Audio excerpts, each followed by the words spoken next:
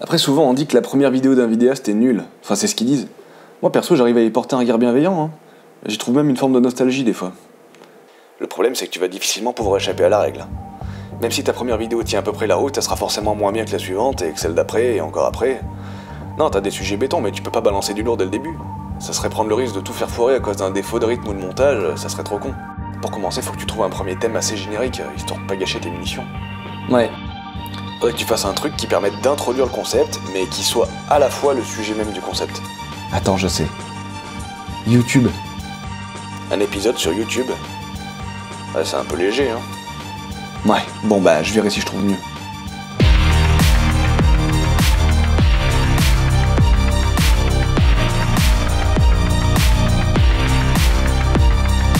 Salut. Pour commencer, on va parler de vidéos, de vidéastes, et plus particulièrement de la plus grosse plateforme de vidéo au monde. Mais avant cela, définissons un peu ce qu'est une vidéo de nos jours. Et une vidéo de nos jours, ça ressemble un peu à ça. Oh la bouche, un débile. Voilà, mais non, Pourquoi tu veux que je fasse ça là? Mais parce que les gens ils font ça. Mais pourquoi ils font ça? Parce que le principe de filmer, de visionner et de diffuser des vidéos est aujourd'hui complètement admis, et fait même partie de nos habitudes. Nous sommes chaque jour les spectateurs de milliers de secondes de vidéos, parfois de parfaits inconnus. Aujourd'hui, vous, moi, n'importe qui sommes capables de reporter en temps réel des lieux, des individus et des actions n'importe où sur Terre. Alors que ce soit une story sur les réseaux sociaux, une interview au smartphone, un live Twitch ou une GoPro sur un VTT, posséder une caméra et capturer des images est aujourd'hui facile. Enfin, c'est pas que c'est facile, mais c'est normal quoi. C'est comme téléphoner... Un phénomène finalement assez récent, car même si la caméra a su trouver sa place dans les foyers à partir des années 60 avec le Super 8, le caméscope dans les années 80, puis le compact numérique début 2000, ça ne sera finalement qu'à l'arrivée des premiers téléphones portables dotés d'une caméra, mais surtout de l'internet haut débit que la vidéo grand public se démocratisera réellement. Une révolution technique suivie de près par des marques comme Canon, Sony ou Panasonic, qui, voyant que le caméscope ne s'adresse plus qu'à un public de niche, redoubleront d'efforts pour proposer des appareils photo grand public, capables de filmer de manière très correcte sans nécessairement détenir de grandes connaissances du matériel. Cette tendance générale du prêt à filmer et la possibilité de diffuser ces vidéos sur des plateformes publiques ont également eu pour effet la réduction des écarts entre les frontières de la célébrité et de l'anonymat. Je suis né à une époque où les gens qui étaient dans l'écran appartenaient à l'écran. Je veux dire, il fallait faire partie de cette industrie, de ce monde, être comédien, présentateur, sportif, ou dans tous les cas, être une personnalité. C'était ça qu'impliquait être à l'écran. C'était un univers qui ne se mélangeait clairement pas à notre réalité ou à notre quotidien. Là où aujourd'hui, c'est notre quotidien quand c'est pas notre intimité qui est directement mis en scène dans l'écran. J'ai mis la télé à fond pour suivre Secret Story, obligé, et il y a un connard qui frappe au mur. Mais heureusement, tous ces changements technologiques et sociaux n'ont pas eu comme seul effet de pousser l'égocentrisme et le besoin de reconnaissance à leur paroxysme, car ils ont également agi comme boosters de créativité, en donnant leur chance à tous les individus d'être vus ou de pouvoir présenter une œuvre, une passion ou un talent. Une révolution des habitudes de consommation d'images qui s'est pas faite du jour au lendemain, mais qui a commencé à voir le jour en 2005 avec YouTube. Car s'il y a bien une plateforme qui a su placer ses billes dans le domaine de la vidéo sur internet, bah c'est bien celle-ci. Et c'est pourquoi aujourd'hui sur YouTube, et pour la première fois en Technicolor 16/9 1080p stéréo et non sans un immense plaisir, je suis dans l'écran. Bienvenue dans Under.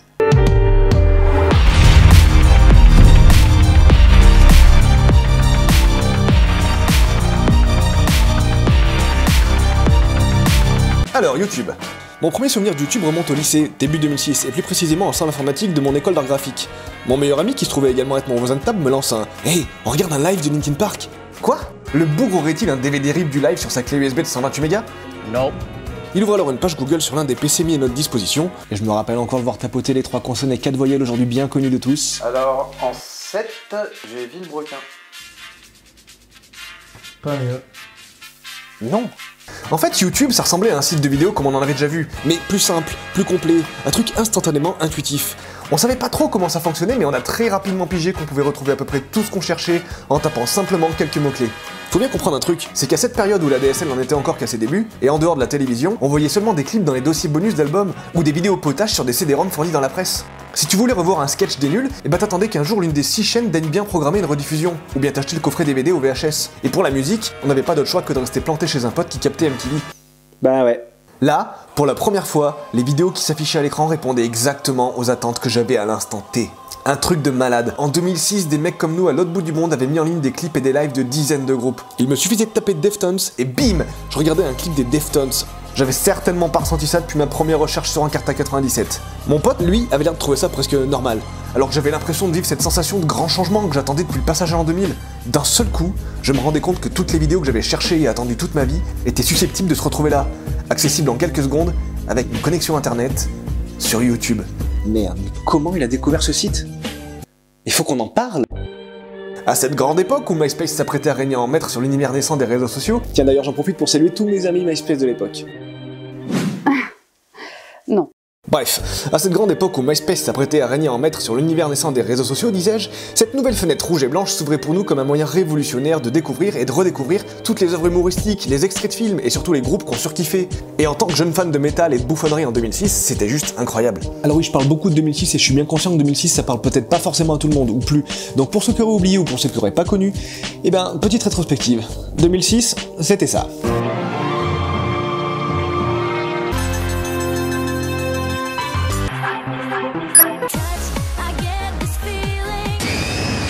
Lost, saison de partie 1.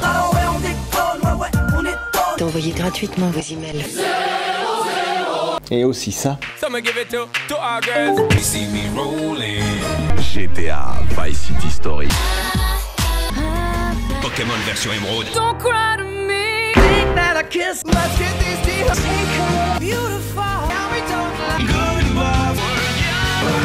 Je viens de me faire Jack.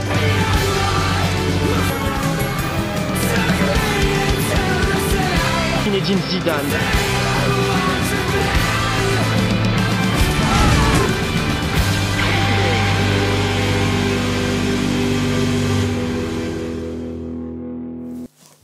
Oui, Les mois suivants, on découvrait des jeunes inconnus, américains pour la plupart, qui se filmaient dans leur chambre en train de reprendre des morceaux, avec comme seul matériel une guitare et un compact numérique. Certes, YouTube n'avait rien réinventé, car des mecs qui se filment au caméscope en train de jouer de la musique, on a plus ou moins toujours connu ça, mais là, ce genre de contenu devenait accessible au monde entier. Alors comme nous aussi, avec mon groupe du lycée, on faisait de la musique, que nous aussi on était jeunes et qu'on se prenait pour des américains, on s'est dit que nous aussi, on allait publier des vidéos sur YouTube.